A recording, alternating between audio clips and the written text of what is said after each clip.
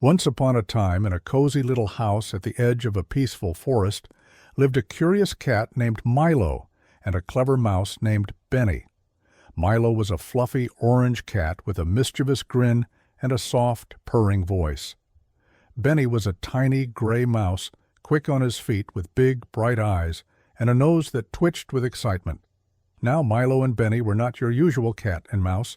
Most cats liked to chase mice, and most mice tried to escape cats. But not Milo and Benny. They were best friends.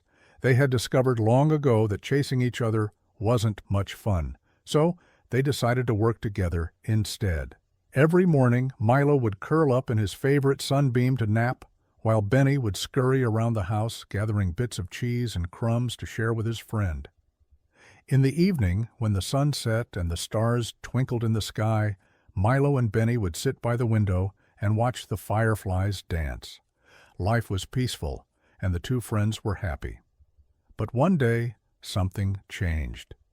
A big storm blew through the forest, sending strong winds and heavy rain pouring down. The next morning, when Milo and Benny went outside to play, they saw something surprising. A large tree had fallen across the path that led into the forest, blocking the way. "Oh no!" Benny squeaked. "How are we going to get past it?" Milo padded over to the fallen tree and sniffed it.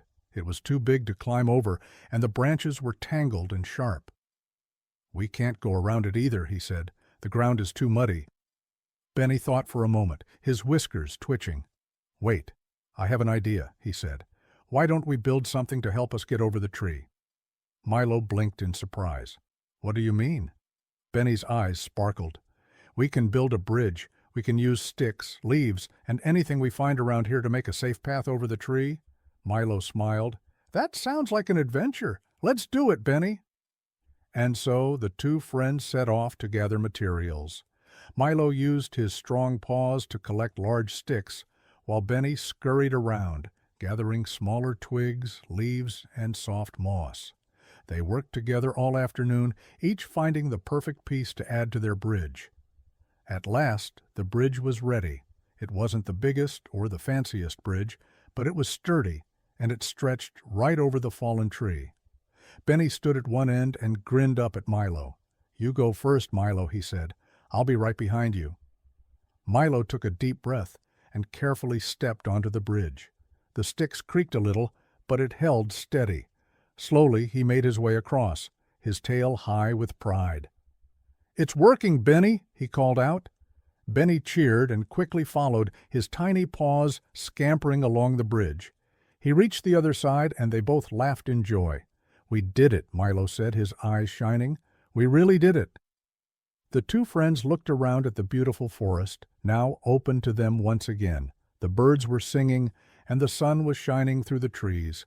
It was the perfect day for an adventure. But then, as they explored further into the forest, they came across another problem. A small creek had flooded, and it was too wide to jump across. "Oh no," Benny said, his whiskers drooping. "How will we get across this?" Milo thought for a moment, his tail twitching. "Don't worry, Benny. We can build another bridge." So, once again, the two friends set to work. This time, Benny gathered little rocks and pebbles while Milo found long, flat branches to lay across the creek. Together, they created a strong, sturdy bridge wide enough for both of them to cross. Milo went first, carefully stepping from stone to stone. Benny followed closely behind, making sure to keep his balance. When they reached the other side, they both cheered again. "We make a great team," Benny said. "We sure do," Milo agreed. "Nothing can stop us when we work together." As the day came to an end, Milo and Benny looked at the two bridges they had built, proud of their work. They had faced challenges, but each time they had found a way to solve the problem together.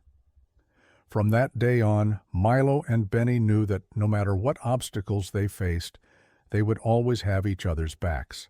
They would continue to explore, help each other, and most importantly, they would always be friends.